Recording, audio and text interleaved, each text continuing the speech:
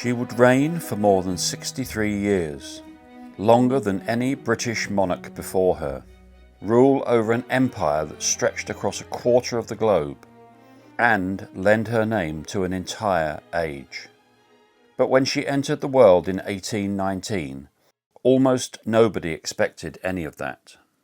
In fact, if you had stood in London on the day she was born and asked who the future sovereign of Britain might be, Victoria's name would barely have been mentioned. There seemed to be little chance that the tiny baby born in Kensington Palace would ever wear the crown. Yet, one by one, through tragedy, misfortune, and remarkable coincidence, every person standing between Victoria and the throne disappeared. It is one of history's greatest examples of how an entire nation's future can hinge upon events that no one could ever have predicted. Quite impressive. To understand how Victoria became Queen, we first have to travel back to a Britain where she hadn't even been born. It was a country that believed the future of the monarchy was secure. King George III had fathered 15 children, 13 of whom survived into adulthood. There seemed to be princes everywhere. The royal family was so large that few people imagined the succession could ever become uncertain. If one prince failed to produce an heir, there were brothers waiting behind him. If another failed, there were more still. The crown seemed as secure as it had ever been, or so people thought. George III had sat upon the throne for almost 59 years. During that remarkable reign, Britain had witnessed extraordinary change. It had fought a bitter war against its own American colonies, a conflict that would become known as the American Revolution. But that's another story. It had also seen the beginnings of the Industrial Revolution, a transformation that would reshape the nation forever. By the opening years of the 19th century, however, the ageing king was no longer able to carry out the duties of a monarch. His health had deteriorated so severely that Parliament appointed his eldest son, George, Prince of Wales, to rule in his place as Prince Regent. Although his father was still alive, it was George who now carried out the work of the crown. When George III eventually died in January 1820, the Prince Regent became King George IV, just as everyone had expected. There was only one problem. George had no surviving legitimate children. Well, almost. There had been one child, Princess Charlotte Augusta. She was the only legitimate child of King George IV, and the undisputed heir to the throne. For years, Britain looked to the young princess as the future of the monarchy. Unlike her father, Charlotte was immensely popular. She was spirited, outspoken, and admired by a public who believed she represented a brighter future for the royal family. When she married Prince Leopold of Saxe-Coburg in 1816, celebrations took place across the country. The following year came the news everyone had hoped for.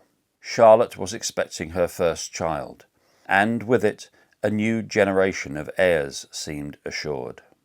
But on the 6th of November 1817, Princess Charlotte died following the birth of a stillborn son. The British people were devastated, and they mourned the loss of their hope for the future. Charlotte's death also sent shockwaves through the royal family.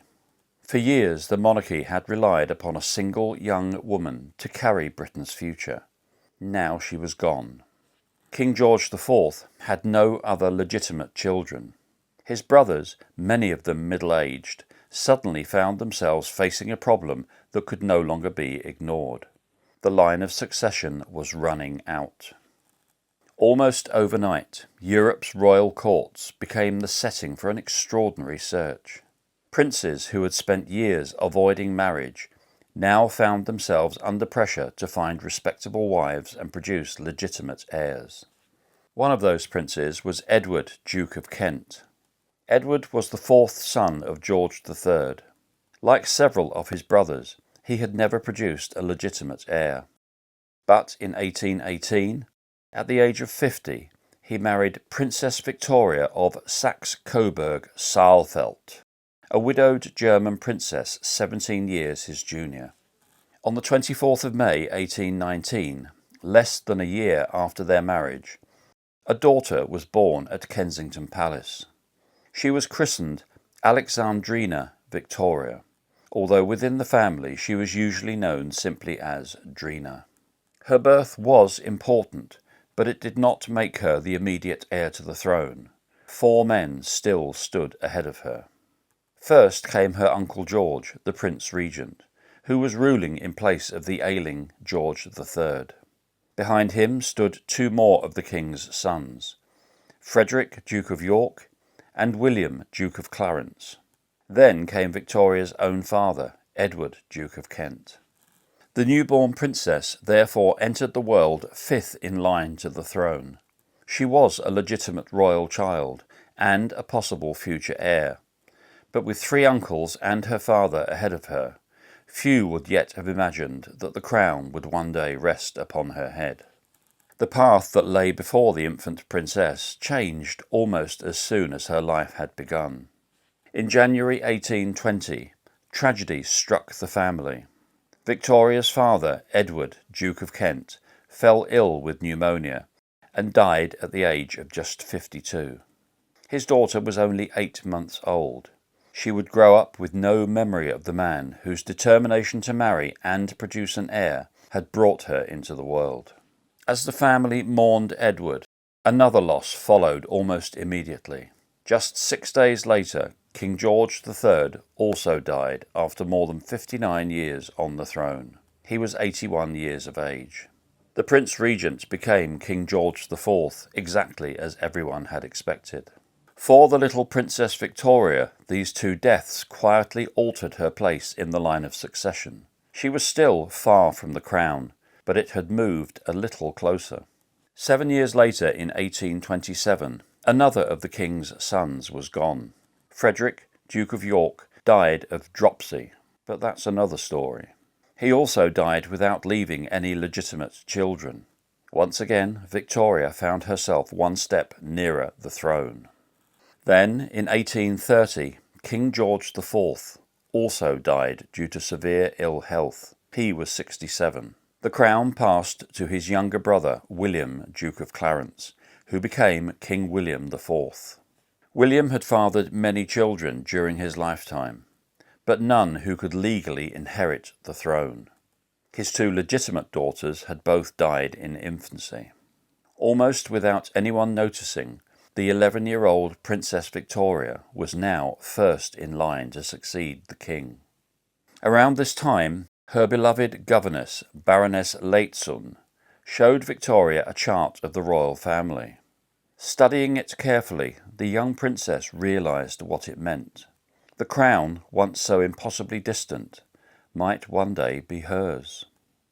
After a long silence, she is said to have looked up and quietly declared, "I will be good." It was a simple promise from an 11-year-old child, and yet in many ways it would become the guiding principle of her entire reign. Although Victoria was now first in line to the throne, she was known as the heir presumptive, not the heir apparent. It sounds like a small distinction, but it mattered.